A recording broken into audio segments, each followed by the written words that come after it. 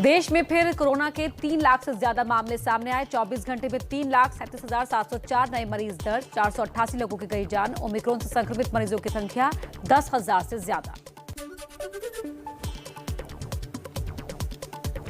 दिल्ली में कोरोना के नए केस गिरने के बावजूद मौत का कहर जारी। 5 जून के बाद एक दिन में सबसे ज्यादा 45 लोगों की कोरोना से मौत। पिछले एक हफ्ते में 251 लोगों की गई जान।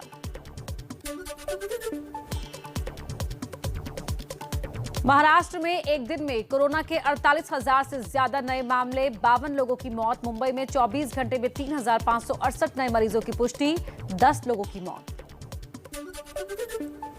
कोरोना संक्रमित लता मंगेशकर की तबीयत में सुधार, लेकिन अभी एक और हफ्ते तक अस्पताल में रहेंगी। मुंबई के ब्रीच कैंडी अस्पताल में हैं एडमिट। मुंबई में कल से प्री प्राइमरी स्कूल भी खुलेंगे। 5 साल से कम उम्र के बच्चों को मास्क लगाना जरूरी नहीं। स्कूलों में बच्चों की सुरक्षा की पूरी तैयारी। कोरोना के बढ़ते मामलों को देखते हुए यूपी सरकार का फैसला, 30 जनवरी तक बंद रहेंगे स्कूल। बच्चों की ऑनलाइन क्लासेस रहेगी जारी। इंडिया गेट पर लगेगी सुभाष चंद्र बोस की प्रतिमा। नेताजी की 125वीं जयंती पर आज शाम 6 बजे होलोग्राम मूर्ति का अनावरण करेंगे पीएम मोदी। बाद में भव्य मूर्ति लगाई जाएगी। दिल्ली में आज सुबह 10:30 बजे गणतंत्र दिवस परेड की फुल ड्रेस रिहर्सल। राजपथ के आसपास कई रास्ते और मेट्रो स्टेशन रहेंगे बंद। गणतंत्र दिवस की परेड में इस साल 25 झांकियां और 16 पैदल दस्ते हिस्सा लेंगे। 17 सैन्य बैंड भी होंगे शामिल। सीएम योगी आदित्यनाथ का आज गाजियाबाद में प्रचार अभियान। घर घर जाकर मांगेंगे वोट। पार्टी कार्यकर्ताओं को भी करेंगे संबोधित।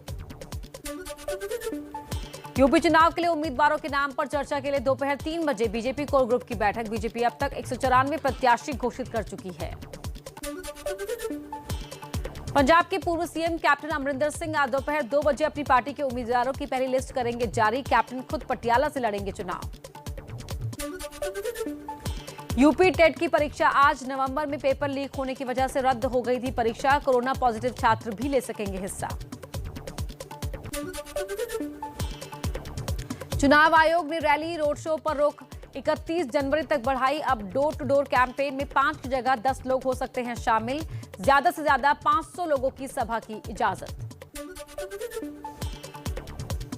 चुनाव आयोग की यूपी में अफसरों पर सख्ती। कानपुर, नगर, बरेली और फिरोजाबाद के जिला अधिकारियों को हटाया गया। फिरोजाबाद और कौशांबी के एसपी भी हटाए गए। यूपी के शिक्षक संघ ने चुनाव आयोग को लिखी चिट्ठी। चुनाव में ड्यूटी के दौरान कोरोना से सुरक्षा को लेकर व्यवस्था करने की मांग की। एबीपी न्यूज सी वोटर के सर्वे में यूपी में हफ्ते भर में बीजेपी का वोट शेयर 1% बढ़ा। समाजवादी पार्टी का घटा 1%।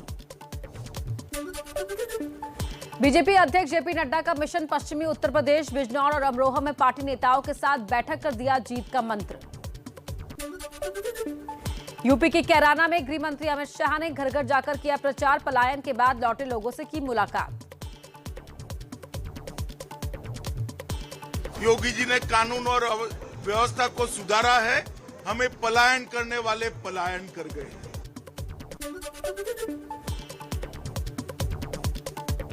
अमित शाह के चुनाव प्रचार पर कांग्रेस का निशाना। कहा, बिना मास्क भीड़ के साथ घर घर घूम रहे हैं। भूपेश बघेल 5 लोगों के साथ थे, फिर भी एफआईआर दर्ज हो गई। यूपी के सीएम योगी का बुलंदशहर में बीजेपी संवाद कार्यक्रम। प्रचार के दौरान बच्चे को गोद में उठाया। एसपी पर साधा निशाना। कहा, दंगाइयों को टिकट दे रहे हैं अखिलेश। पेशेवर दंगाई, पेशेवर अपराधी, पेशेवर हिस्ट्री शीटर इस समाजवादी पार्टी की सोच के अनुरूप समाजवादी पार्टी की सूची की शोभा को भी बढ़ा रहे हैं।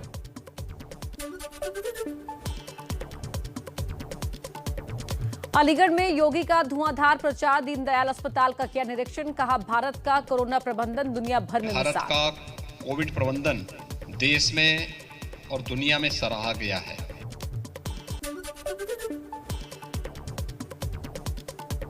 बीजेपी से टिकट मिलने के बाद कन्नौज पहुंचे पूर्व आईपीएस असीम अरुण का बीजेपी कार्यकर्ताओं ने किया जोरदार स्वागत। कन्नौज सदर सीट से बीजेपी उम्मीदवार हैं असीम अरुण। मुलायम सिंह की बहू अपर्णा यादव ने गृह मंत्री अमित शाह से की मुलाकात। हाल ही में बीजेपी में शामिल हुई हैं अपर्णा। चलिए आगे बढ़ते हैं, कुछ और अहम खबरें आप तक पहुंचाते हैं तेज रफ्तार में। समाजवादी पार्टी के अध्यक्ष अखिलेश यादव मैनपुरी की करहल सीट से लड़ेंगे चुनाव। एबीपी न्यूज की खबर पर लगी मुहर। पार्टी महासचिव रामगोपाल यादव ने किया ऐलान। हमारे राष्ट्रीय अध्यक्ष श्री अखिलेश यादव आगामी विधानसभा चुनाव में मैनपुरी जिले की करहल विधानसभा सीट से चुनाव लड़ेंगे। शिवपाल सिंह यादव की सीट का हुआ ऐलान। इटावा से के जसवंत नगर से समाजवादी पार्टी के टिकट पर चुनाव लड़ेंगे। युवाओं के लिए अखिलेश यादव का बड़ा दाव। कहा सरकार बनी तो आईटी सेक्टर में 22 लाख युवाओं को रोजगार देंगे। 22 में जब सरकार बनेगी तो 22 लाख नौजवानों को उससे ज्यादा सीधा रोजगार से जोड़ने का काम और उस तरह के फैसले, उस तरह की पॉलिसी बनाने का काम समाजवादी सरकार में होगा। समाजवादी पार्टी के सांसद आजम खान ने सुप्रीम कोर्ट में अर्जी दी। यूपी चुनाव में हिस्सा लेने के लिए अंतरिम जमानत की मांग की। यूपी के मुरादाबाद देहात से विधायक हाजी इकराम कुरैशी का समाजवादी पार्टी ने काटा टिकट। इकराम कुरैशी ने अखिलेश यादव पर साधा निशाना। पूंजीपति को टिकट देने का लगाया आरोप। मायावती ने जारी की बीएसपी उम्मीदवारों की तीसरी लिस्ट। दूसरे चरण के चुनाव के लिए 51 उम्मीदवारों का ऐलान। जीत के लिए दिया नया नारा। अपनी पार्टी के लोगों को पार्टी का एक नारा भी दे रही हूं, जो इस प्रकार से है। हर पोलिंग बूथ को जिताना है, बीएसपी को सत्ता में लाना है। जेडीयू ने यूपी की 26 सीटों पर उम्मीदवारों की लिस्ट जारी की है। पार्टी अध्यक्ष ललन सिंह बोले, हमने लंबा इंतजार किया लेकिन बीजेपी की तरफ से कोई जवाब नहीं आया। हम लोगों ने इस पर भरोसा करके इतने लंबे समय तक इंतजार किया,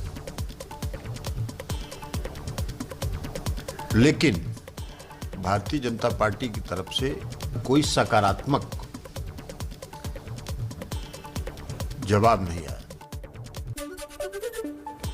यूपी में दम लगाने में जुटे एआईएमआईएम प्रमुख ओवैसी लखनऊ में बोले, सरकार आने पर 5 साल में 2 मुख्यमंत्री और 3 उप मुख्यमंत्री बनाए जाएंगे। यूपी के लखीमपुर खीरी में किसान नेता राकेश टिकैत ने कहा, हिंदू मुस्लिम और जिन्ना का भूत 2.5 महीने यूपी सरकार का मेहमान है। पंजाब में आम आदमी पार्टी के नेता भगवंत मान की सीएम चन्नी को चुनौती। कहा, धुरी से आकर चुनाव लड़े। पंजाब में ईडी के छापों को लेकर अकाली दल का कांग्रेस पर हमला। विक्रम मजीठिया ने कांग्रेस नेताओं के साथ भूपिंदर सिंह हनी की तस्वीरें जारी की। कहा, कांग्रेस में चन्नी, हनी और मनी का कॉम्बिनेशन है। उत्तराखंड के लिए कांग्रेस ने 53 उम्मीदवारों की पहली लिस्ट जारी की। लिस्ट में हरीश रावत का नाम नहीं, सिर्फ 3 महिलाओं को टिकट मिला। चक्राता से प्रीतम सिंह, हल्द्वानी से सुमित हृदेश और बाजारपुर से यशपाल आर्य उम्मीदवार बनाए गए। उत्तराखंड के वरिष्ठ कांग्रेसी नेता हरीश रावत का विवादित बयान। कहा, उत्तराखंड में हम फॉर्म में हैं लेकिन देश भर में Congress out of form. Goa में बीजेपी को झटका। टिकट न मिलने से नाराज पूर्व सीएम लक्ष्मीकांत पारसेकर ने पार्टी से दिया इस्तीफा।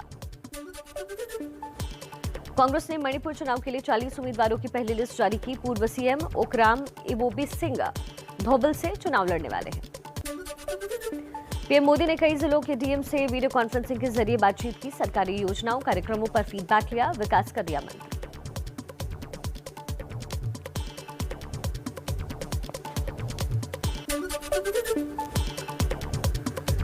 बीटिंग द रिट्रीट से गांधी जी का पसंदीदा अंग्रेजी धुन हटाया गया। इस साल अबाइट विद मी धुन समारोह का हिस्सा नहीं होगी। अब सारे जहां से अच्छा गीत से होगा समारोह का समापन। बीटिंग द रिट्रीट से अबाइट विद मी गीत हटाने पर भड़की कांग्रेस। का गांधी और गोडसे के मानने वालों में वैचारिक का युद्ध। केंद्र सरकार गोडसे के विचारों को मानती है। जम्मू कश्मीर के शोपियां जिले में टीआरएफ के 2 आतंकी ढेर किए गए। सुरक्षा बलों ने मुठभेड़ में मार गिराया। बड़ी तादाद में हथियार और गोला बारूद भी बरामद किए गए। मुंबई के विलेपाले में समाजसेवी अभय आजाद को पुलिस ने किया गिरफ्तार। हालांकि विरोध के बाद रिहा किया गया। विलेपाले के 200 साल पुराने पेड़ काटे जाने का कर रहे थे विरोध। क्लब हाउस ऐप के मामले में गिरफ्तार तीनों आरोपियों की कोर्ट में हुई पेशी शुक्रवार को मुंबई पुलिस ने किया गिरफ्तार। चैटरूम बनाकर महिलाओं के खिलाफ आपत्तिजनक टिप्पणी का लगा आरोप।